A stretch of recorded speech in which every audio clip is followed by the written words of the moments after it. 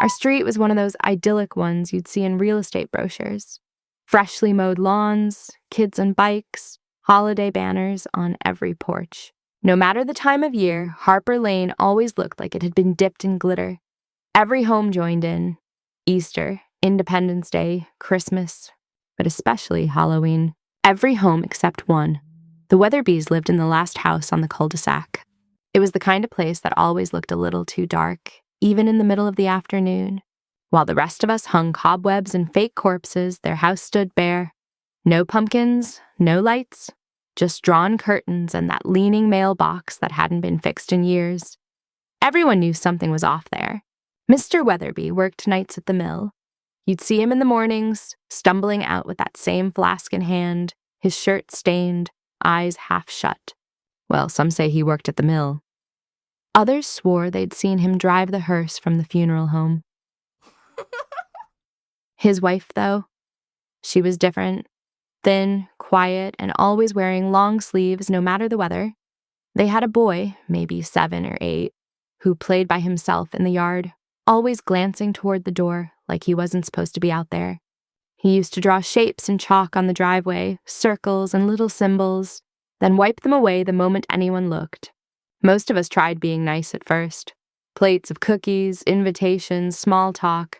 But after enough doors slammed and awkward silences, the neighborhood just gave up. They wanted to be left alone, so we let them be. Or some of us did. The high school kids at the end of the block had a different idea. They thought the Weatherbys were ghost people, that the dad was hiding bodies in the basement. Every town has a legend like that, right? So these older kids, they'd sneak over at night with flashlights and phones, filming shaky clips through the blinds. If they caught a glimpse of the boy, they'd whisper, "Zombie kid," and post it online with filters that made the house look green and haunted.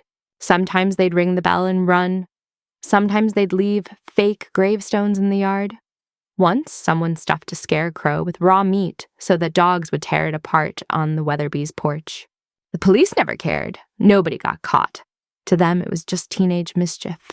But after that last prank, I saw Mrs. Weatherby outside at dusk, standing by the shredded scarecrow. She wasn't crying, just staring at it. Like she knew exactly who'd done it, and like she'd already given up on being part of the living. This year, though, our town council picked Harper Lane for the city's best Halloween block. The pressure was on. People went wild, 12-foot skeletons, fog machines, animatronics. The whole street looked like a carnival, except that last house. The Weatherbys never played along. And for some stupid reason, I decided that this year, I'd change that. Mr. Weatherby's truck always left at 8:45 sharp. That's when his wife came out to sweep the porch or water the dead plants. One morning, I waited until I saw his taillights vanish before jogging across the road. She froze when she saw me. "Hi," I said, out of breath. "Sorry, I just wanted to ask if you and your son might decorate this year. We're being judged for a neighborhood contest." She looked around nervously, the broom trembling in her hands. "We don't really celebrate things like that," she said softly. "Yeah, I get it, but, maybe something simple, even a pumpkin." She hesitated, glancing at the window behind her. I could see movement inside, the boy's face pressed to the glass. "I'll talk to him. My husband, that is." "Thank you, ma'am," I said, smiling. "That'd be great." She gave a small nod before backing into the house. That night, thunder rolled across Harper Lane. I woke up to the sound of rain slapping my window. I don't know why, but I looked out. The Weatherby's curtains were open. 2 figures stood in the living room, moving in sharp gestures. The man's shadow towering over hers. Then one of them fell. I watched the other raise an arm and bring it down.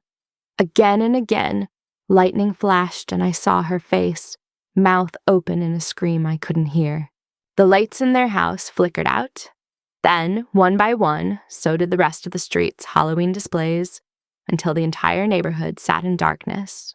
I pulled the blanket over my head and tried to stop my brain from asking every minute, what the hell was going on?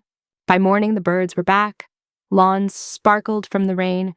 When I stepped outside, I nearly dropped my mug. Mr. Weatherby was on his porch, hammering nails, stringing orange lights, humming to himself. He waved. Morning? I couldn't wave back. I was frozen. It was the first time I'd ever seen him smile and heard him say, morning. My mom came out beside me, blinking in disbelief. Maybe he finally got the message, she said. But something about the way he was smiling made my stomach twist. By the afternoon, the Weatherbees' porch had a new display. 2 props sitting side by side in rocking chairs. One was a woman figure, her clothes torn, fake blood on her blouse. The other was a small boy, his head tilted against her shoulder, eyes painted black.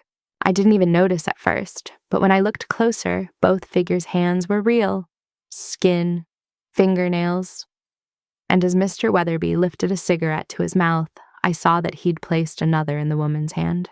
He clapped his palms together, admiring his work, and shouted, "Happy Halloween!" Then he reached into his coat pocket, pulled out a revolver, and before anyone could move, fired a single shot through his temple. The sound still rings in my ears. Red and blue lights replaced the orange and purple ones. Caution tape replaced cobwebs. The house was boarded up within a week.